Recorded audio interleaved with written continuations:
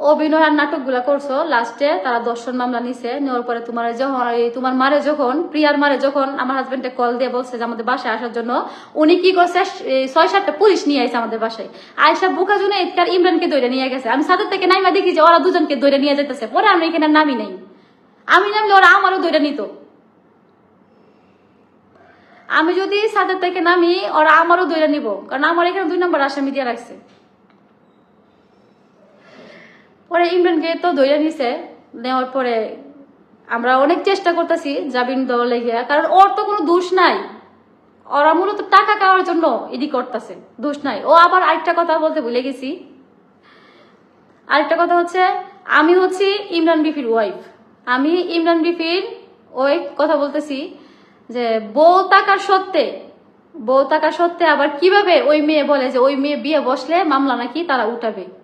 এটা কেমনে সম্ভব? আমার একটা 5 বছরের একটা ছেলে আছে, ছেলে বাবু আছে, টাকা সত্ত্বেও তুমি বিয়ে বসতে চাও। কেন বিয়ে বসতে চাও? ছেলের কি বাংলাদেশে অভাব পড়ছে? ছেলেকে নাই বাংলাদেশ আর তুমি কেন বিয়ে বসবা? এত ছেলে রাইখা তোমার ইমরান বিপির চোখে লাগছে, কারণ আছে। ইমরান বিপি দেখছো টাকা পয়সা আছে, দোকান আছে, আর ইমরান বিপির বউ এত সুন্দর করে সংসারটা গুছাইছে, অনেক পরিশ্রম দিছি আমার সংসারের জন্য, আমি অনেক পরিশ্রম দিয়ে আমি আজকে এই পর্যন্ত আইছি। এখন চাইতেছো আমার সংসারটা ধ্বংস করে তুমি সুখে থাকবা। এটা কি কখনো হয়? এটা কি কখনোই সম্ভব? আমি তোমারে শুধু বুঝাইতে গেছি, তোমার শুধু বুঝাইছি যে দেখো প্রিয়া, তুমি আমার বোনের মতো, তুমি এগুলা করো না, তুমি আমার হাজবেন্ডকে ডিস্টার্ব করো না। তোমার নিয়ত কি? তুমি ইমরান বিবির কাছে বিয়া বসবা, বিয়া বসে সয় সম্পত্তি বা তোমার মা আর তুমি হাত করে দিবা। কারণ ইমরান বিবি তো বুখা, তুমি যখন যা কইবা সরল সোজা মানুষ, যা কইবা তো তোমাদের তো আবার মানুষ অনেক, তোমার মানে তোমাদেরকে অনেক মানুষ ভয় পায় কেন জানো? তোমরা মানে মুখের যে একটা লৌতুপ বলে, মুখে লৌতুপ লাগায় রুচি বলে, এটা মানুষদেরকে দেখায় আর নাটক কইরা অভিনয়, তোমরা অভিনয়ের জন্য তোমরা সেরা, এগুলা কইরা সুন্দর কইরা পরে মানুষকে চিপাই নিয়ে পিটিং দাও। যখন তোমাদের বাসায় একটা ছেলে, যে কোনো একটা ছেলে তোমাদের বাসায় ঢুকবো, ডাইরেক্ট তোমার মেয়ের রুমর, প্রিয়ার রুমর ঢুকাই দিয়া তারপরে তোমার মা কি করে গোপনে ক্যামেরা দিয়ে ভিডিও করে, ভিডিওটা কইরা পরে যখন দেখে যে এখন তোমরা সময় হয়ে গেছে টিয়া পয়সা নেও নে, তখন তোর কি বলো যে তোমার কাছে আমি বিয়া বসবো, যদি তুমি না করো তাহলে আমার 2 লাখ 5 লাখ 10 লাখ টাকা লাগবে। তখন টাকা না দিলে তো ছেলে তো নিরুপায়, টাকা অবশ্যই দিতে হইব। এই যে তুমি ভিডিও করে রাখছো, এই যে সবকিছু প্রমাণ, কারণ প্রিয়ারে তুমি মা, প্রিয়ারে তুমি ছেলেদের হাতে তুমি নিজে উঠায় দাও, প্রিয়ার নিয়ে তুমি ব্যবসা করো। এই যে প্রিয়ার মার কথা বলতেছি গাইস, প্রিয়ার মারে লইয়া ওরা দুজন মিলে, 2 মাঝি দেহ ব্যবসা করে, ওরা দেহ ব্যবসা করে। ওই রাস্তাঘাটের যে ছেলেমেলেরা যা ওদের সাথে সম্পর্ক কইরা রুম রেট কইরা তারপরে ওই যে প্রিয়ার লাগে রাত খাটাইয়া বা ঘন্টা সময় কাটাইয়া তারপরে প্রিয়ার মা টাকা পয়সা নেয়। নাহলে ওই 2 মাঝি চলে কিভাবে? ওরা তো কোনো চাকরি বাকরি কিছু করে না, ওরা কিভাবে চলে? আমার তো প্রশ্ন ওইটা। কোনো চাকরি করে না, কিন্তু যারা দেখেন ওরা স্বর্ণ, তারপরে হচ্ছে যে কাপড় চোপড়, খাওয়া দাওয়া, কোনো কিছুর অভাব নাই। আমি তো বুঝি না ওরা চলে কিভাবে, কোনো কিছুর অভাব নাই। ওরা চাকরি বাকরি কিচ্ছু করে না। চাকরি করতে বুঝতে পারতাম যে না ওরা চাকরি করতেছে, ওই চাকরির টাকা দিয়ে বেতন পায়, ওই টাকায় ওরা চলে। আর ওদের মানে নিউজের অভাব নেই, রেকর্ডের অভাব নেই। নেত্রকোনা যে থানা, আমাদের নেত্রকোনা থানা, ওই জায়গা যাইলেই ওদের বিষয়ে ওদের যে এই ফেস মানে মুখের কথা বলতেছি, এইগুলা মুখ দেখালেই বলতে পারবো যে ওই মহিলা কতটুকু জঘন্য মহিলা, জঘন্য। ওই মেয়েরে নিয়ে ব্যবসা করে, জঘন্য মহিলা। ওর মেয়েরে বিয়া দেয় না।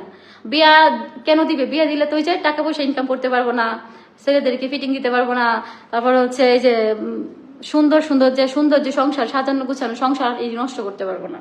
ওদের টার্গেট ফিল আপ করে, যে কোনো জায়গা যাইবো টার্গেট ফিল আপ করে ওরা বাড়িতে আসবো। ধরেন গ্রামের থেকে ঢাকা আসবো, ঢাকা আসলে ওরা কি করে? মাইক্রো ভাড়া দেয় না, প্রাইভেট কার ভাড়া দেয় না, বলে কি যে আচ্ছা আমি গাড়ি ভাড়া দিতেছি, আমার কাছে টাকা ভাঙতে নেই, টাকা ভাঙ্গায় আমি দোকান থেকে নিয়ে আসি। এই যে দোকানের আর খবর নেই, কারণ আমরা ওরা নিয়ে ভিডিও করছি। আমরা ওরা নিয়ে ভিডিও করার পরে আমাদের ভিডিওর কমেন্টে প্রবাসী কিছু ভাই আছে, ভাইয়ারা আমাকে মানে এটি বলে যে ওই প্রিয়া আমার সাথে কথা বলছে, আমার সাথে কথা বললে প্রতারণা করে আমার কাছ থেকে 50,000 টাকা 1 লাখ টাকা নিয়ে যা। কি ভাই, প্রবাসী ভাইদেরকে তোমরা এত জ্বালাও কি লেগে? কি সমস্যা? ও প্রবাসী ভাইদেরকে তোমরা জ্বালাও, কারণ আছে, কারণ ভাইয়েরা তুই যা মন নরম, সুন্দর করে কথা টথা কইয়া মন গলায় এলো, গলায় 50,000 টাকা 1 লাখ টাকা রূপ চেহারা যৌবন দেখাইয়া টাকা পয়সা নিয়ে আসো তোমরা। এটা হচ্ছে বড় কথা। এখন নিজে ঈদ আসছে, এখন দেখতেছো কারে ফিটিং দিবা, অন্তত মানুষ খুঁজে পাইতেছো না, এই সুমায়া বিপির জামাই যে ধরছো। কারণ জানো সুমায়া বিপির জামাই দুর্বল। দুর্বলতে কি, যে সরল সোজা মানুষ, এই ওরে সবাই জানে ইমরান বিপি অনেক ভালো, ইমরান কখনোই মানুষের মনে আঘাত দেয় না, বা ইমরান কখনোই খারাপ কিছু করছে না, আজ পর্যন্ত তার কোনো ব্যাড নিউজ নাই। তারে কিভাবে তুমি ফাঁসাইবা, তারে কিভাবে তুমি মানুষের কাছে কালার করবা, তারে তুমি কিভাবে মানুষের কাছে খারাপ বানাইবা, এই চিন্তাটা তোমরা বেশি করছো। চিন্তাটা বেশি কইয়া সত্যি তারে ফাঁসাই দিছো আজকে।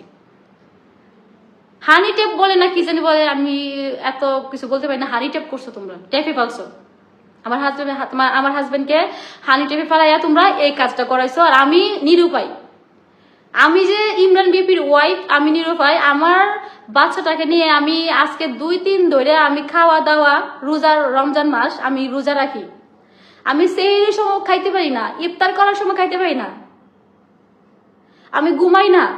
আমার চেহারা দেখে আপনারা বুঝেন না আমার চেহারার কি অবস্থা হয়েছে। দেখেন আমারও চেহারা দেখে তো বোঝা যায় যে একটা মানুষ কতটুক টেনশনে থাকলে তার চেহারা এই অবস্থা হইতে পারে।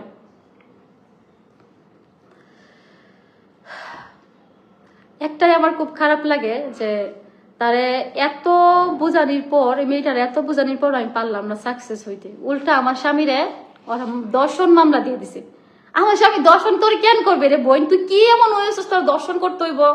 দর্শন করার লাগে তোর লাগে তো কত কুত্তা আছে, কত কুত্তা তোর ফিসে ঘুরে তোরা দর্শন করবো। তা হেরা যা হে তোরা হেরা দর্শন করবো, তা আমার জামাই তোরা দর্শন করবো কেন? একটা ভদ্র একটা ফুলা, একটা ভদ্র ফ্যামিলির ফুলা, একটা ভদ্র মেয়ের জামাই হইয়া তোরে দর্শন করবো? এটা কি বাবন যা, এটা কি মামুন যা, এটা কি কেউ বিশ্বাস করবো? ও তোরা তোর বিশ্বাস না করলে আবার মানুষ আবার চলতে পারতো না। তোরা বিশ্বাস করা লাগবো কে লেগে জানোস? কারণ তোরা যে কেউ নামে তোরা মামলা দিতে যায়, তোরা কথা তোরা পুলিশের নামে পারবি মামলা দিতে যায়। তোরা নাকি যে নেত্রকোনা কোন পুলিশটা বলি জুতাতে মারছস শুনছিলাম। তা তোরা কত বড় মানে কত বড় তোরা বিয়াদে বলে এই কাজগুলা করতে পারস? তোরা পুলিশ পর্যন্ত তোরা ভয় পা, তোরা এত ডাঙ্গা হয়ে গেছস। তোরা কি হয়ে গেছস এত ডাঙ্গা? কারণ তোরা যে অভিনয় করতে পারো সুন্দর করে, অভিনয়ের জন্য তোদেরকে মানুষ ভয় পা, শুধু অভিনয়ের জন্য। আমি আল্লাহর কাছে একটা কথাই বলবো যে আমার হাজবেন্ডকে তোরা যে কষ্টটা দিতাছস, বা আমার সন্তানকে যে কষ্ট তোরা দিতাছস, মিথ্যা একটা মামলা দিয়া তোরা যে পরিমাণ আমার হাজবেন্ডকে বুকা জুনাইদকে কষ্ট দিতাছস, আল্লাহর গায়ে যেন সহ্য না হয়, আল্লাহর গায়ে যেন সহ্য না হয়। ঈদ আসছে, সবাই আনন্দ করব, সবার ভিত্তি একটা আনন্দ আছে, কিন্তু তোরা দুই মাঝি আমার জামাইয়ের জীবনটা তোরা শেষ করে দিছস। তোরা শেষ করে ফেলছস আমার হাজবেন্ডের জীবনটা, আমারটাও সাথে শেষ করছস। কিন্তু আমি সবাই কি বলবো, যে কেউ আমাদেরকে ভুল বুঝবেন না, এটা ঘটনা সত্য ঘটনা না, এটা আমার স্বামীকে ফাঁসানোর জন্য এটা করা হয়েছে। হানি টিভি বলছে আমার হাজবেন্ডকে, তাকে জামিনের জন্য আমরা অনেক ঘোরাঘুরি করতেছি, অনেক উকিল ধরছি, কিন্তু ওরা এমন ভাবে করছে যে বিশ্বাস করার মতোই করছে। কারণ মেয়ে মানুষ তো, আমি চাইলে কিন্তু যে কোনো একটা ভালো ছেলেরে আমি ফাঁসাইতে পারবো, কারণ আমি মেয়ে। কারণ আইন মেয়েদের পক্ষে বেশি।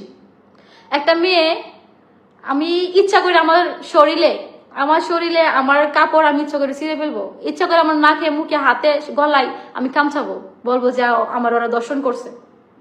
পুলিশ বাধ্য, পুলিশ বিশ্বাস করবে, কারণ দর্শন করছে। এই যে আমার শরীরে চিহ্ন আছে, জামা চিরা, গায়ে আমার যে আঁচড়া, তো বিশ্বাস তো করা লাগবে।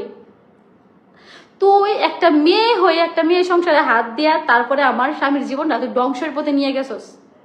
কিন্তু ইমরানের কোনো দোষ নাই, নির্দোষ, ইমরানের কোনো দোষেই নাই, তুই হুদাই এমনটা করছস। কিন্তু আল্লাহ ছাড় দে, কিন্তু তোরে ছাড়বো না। তোরে আমি সুমায়া তোরে কইলাম, দুনিয়াতে আমার মৃত্যু যেন না হয়, তোর বিচারটা আল্লাহ যে পর্যন্ত না করছে, আমার মৃত্যু যেন আল্লাহ না দেয়। আমি তোর বিচারটাকে দেখতে চাই, যে আমার হাজবেন্ডকে বিনা অপরাধে তোরা জেলে ঢুকাইছিস, বিনা অপরাধে। এই মানুষটা দেখলে ওর না মায়া হয়, বুঝছস? এই মানুষটা আসলে কোনো অপরাধ করছে না, আসলে সে এমনটা করছে না।